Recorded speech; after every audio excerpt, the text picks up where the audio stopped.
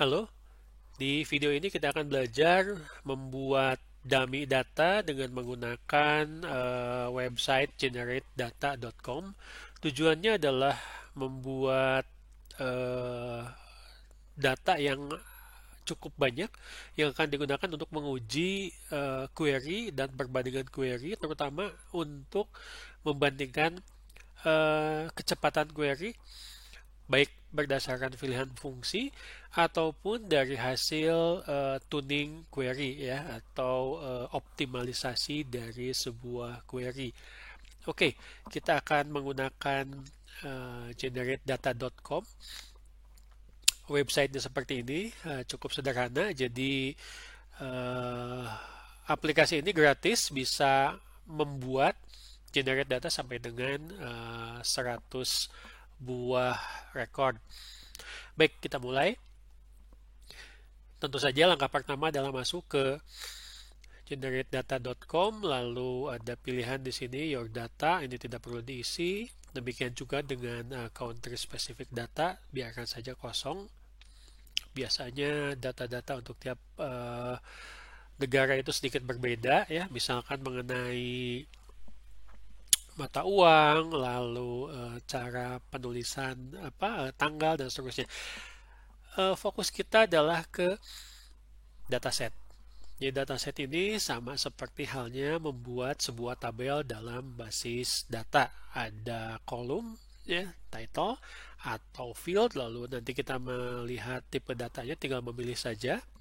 Lalu mungkin ada pilihan-pilihan. Baik, misalkan untuk field yang pertama kita isi dengan nama siswa. Di sini akan disediakan generate datanya, jadi tinggal memilih saja contoh-contohnya. Misalkan untuk nama siswa kita memilihnya names. Contohnya misalkan di sini John Smith. Lalu untuk field kedua itu adalah nama jalan ya. Kita memilihnya di geo, ada street address atau alamat jalan. Kita sudah punya dua field. Field ketiga alamat kota. Kita lihat juga di geo ada city ya, kota. Lalu kita coba untuk tipe data yang lain. Misalkan tanggal lahir, kita memilih untuk date. Nah, date ini harus menerapkan option karena misalkan kalau kita akan membuat di PHP basicnya itu adalah MySQL, itu ada cara khusus untuk menuliskan urutan datanya, biasanya menggunakan strip ya. Lalu urutan datanya adalah tahun, year ya, lalu bulan, lalu day atau hari. Nah, untuk kalendernya kita coba batasi lingkup si date-nya itu dari tahun misalkan 1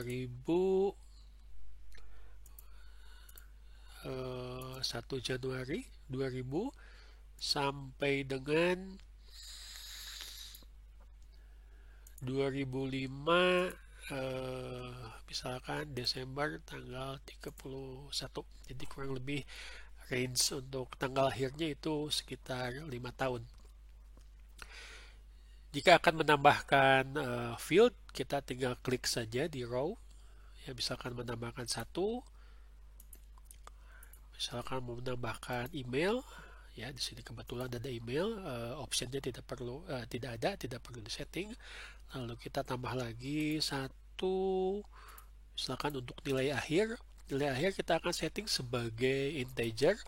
Jadi kita mencari yang nomor. Nah, ini ada number range ya, kita bisa pilih. Keluar pilihan, misalkan untuk nilai akhir ada nih, kita settingnya dari 0 sampai dengan 100. Ya, sudah. Kita membuat tabelnya memiliki 6 field ya. Ada beberapa yang menggunakan option. Lalu untuk generate bisa memilih ya, karena kita akan generate-nya ke apa? Teksnya akan digunakan di PHP-MyAdmin. Pilih SQL, keluar, kita coba ganti my table. Ini nama tablenya menjadi misalkan siswa. Tipe database-nya MySQL, ini tidak perlu diubah-ubah. Lalu generate-nya karena ini versi gratis ya, hanya bisa maksimal sampai dengan 100. Jika ingin lebih ya harus beli aplikasinya. Cukup seperti itu saja ya. Anda bisa lihat dataset sudah selesai, ada 6. Lalu di generate-nya dalam bentuk SQL, lalu jumlah barisnya ada 100. Tinggal diklik, jangan di tab yang ini, kita buat tab yang baru, diklik yang tengah, lalu tinggal klik generate. Hasilnya nanti teks seperti ini ya. Jadi create table-nya, lalu insert table-nya. Kita tinggal copy paste. Mungkin ada beberapa yang perlu diubah, disesuaikan dengan kebutuhan nanti di PHP MyAdmin-nya.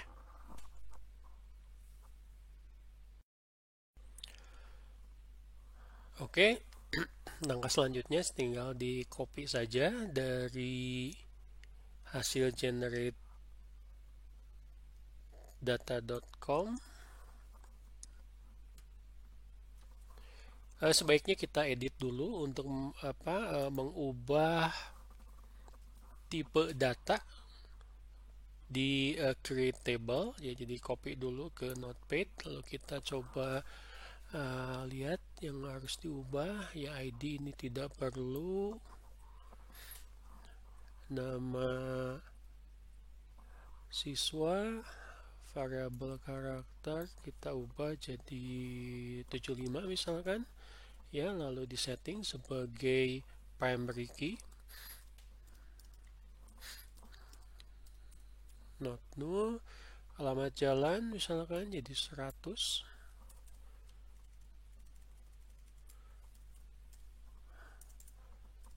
not null. Alamat kota 75.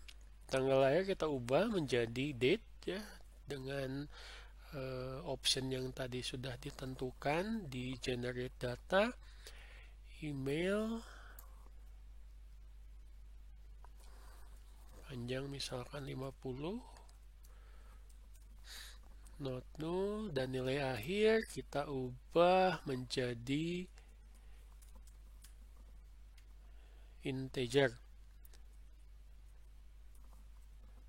Oke, auto increment dihilangkan saja. Baik, jadi ini yang diubah ya, pada dasarnya adalah mengubah tipe data disesuaikan dengan generate data yang sudah dibuat.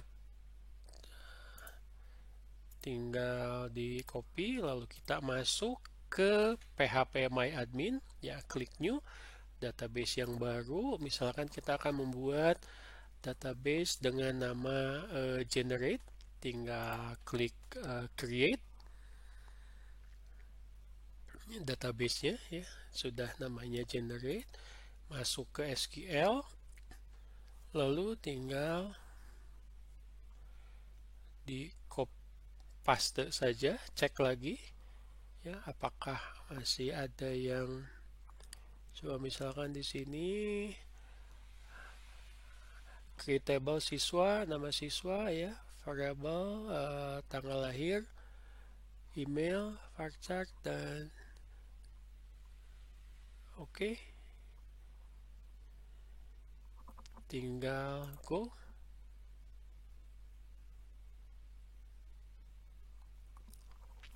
Oke.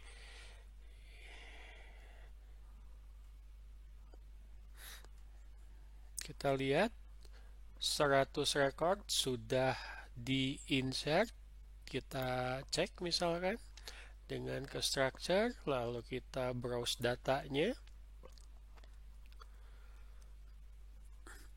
Nah, ini data. Jadi kita melihat untuk menampilkan 25 record ini butuh waktu 110 milisecond. Ya, jadi dalam menampilkan banyak data juga harus diperhitungkan berapa lama data tersebut bisa ditampilkan. Misalkan kalau kita menampilkan 50 record, ya, ternyata lebih lama. Lalu kita coba tampilkan 100 record semuanya. Ya, hasilnya juga sedikit lebih lama dibandingkan dengan yang 25 record, 50 record, ya. Jadi ini 338 milisecond. Ini ditampilkan semua 100 record yang tadi di generate menggunakan generate data.com. Tapi juga tolong diperhatikan bahwa kecepatan dari akses data itu ditentukan oleh banyak hal, ya. Pertama adalah dari kompleksitas tabelnya, banyak rekor tabel sampai dengan prosesor yang digunakan, lalu memori, lalu komunikasi data dan seterusnya. Ya, jadi DBMS bukan satu-satunya yang menjadi penentu dari kecepatan akses data yang cepat. Oke, kita misalkan akan membuat sebuah query yang sederhana. Misalkan kita akan menampilkan nama siswa, lalu alamat jalan, lalu tanggal lahir dari tabel siswa dengan syarat misalkan karena nilai itu adalah integer, bisa dicari yang nilainya lebih besar sama dengan 75. Ini hasilnya ternyata cukup banyak, ya. Ada ditampilkan 25, coba kalau ditampilkan semuanya.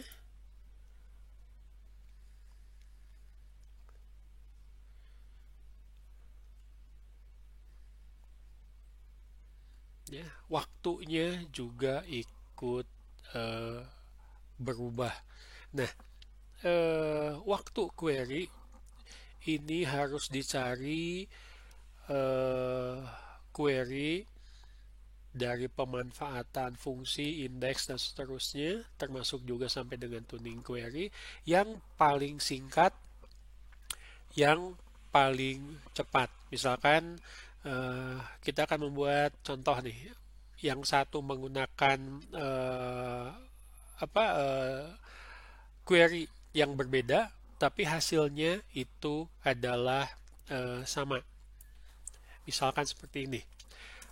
Select siswa, kita tampilkan nama siswa, lalu alamat jalan, lalu misalkan email dari tabel siswa dengan syarat misalkan siswa tanggal lahirnya itu antara between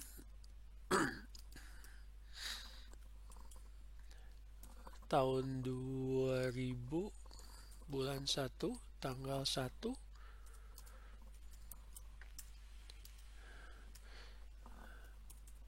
2000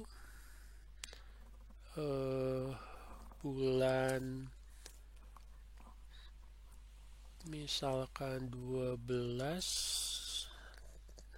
jadi ini selama setahun, ya, between dari tanggal 1 Januari sampai dengan 31 Desember. Nah, misalkan hasilnya 395 milisecond. Coba kita lihat masih banyak atau tidak dari ditampilkan semua. Cuma berubah sedikit waktunya. 372 second. Lalu kita edit kembali. Nah, kita coba menggunakan fungsi misalkan year. Sama untuk tanggal lahir.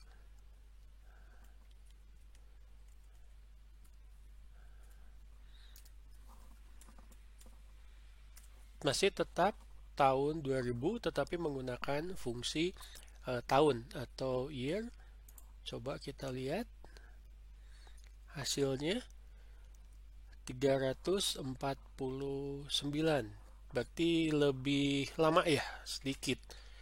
Oke, hasilnya sama ya. Misalkan kita lihat semuanya 100, dari 100 mana yang memenuhi, ternyata lebih lama. Jadi kesimpulannya menggunakan between dalam kasus ini 100 record dari satu tabel itu lebih cepat dalam mencari range 1 tahun dibandingkan dengan menggunakan fungsi year. Nah, ini adalah tugas seorang database administrator, bukan hanya membuat query, tetapi juga memilih query hasil optimalisasi, ya, baik tuning maupun pemilihan fungsi, pemilihan indeks dan seterusnya yang paling cepat. Karena seperti kita ketahui, kita bisa membuat beberapa query ya, yang sedikit berbeda, yang menggunakan fungsi yang berbeda, tetapi hasilnya sama. Nah, di antara beberapa query ini, tugas seorang database administrator untuk memilih yang terbaik. Ya, salah satu ukurannya adalah cepat. Kecepatan dalam akses data. Oke, saya harap Anda bisa memahami pentingnya kecepatan dalam akses data, layanan terhadap pengguna basis data. Oke, cukup dulu untuk video ini. Kita lanjutkan nanti bahasannya ke tuning basis data dan query. Oke, terima kasih.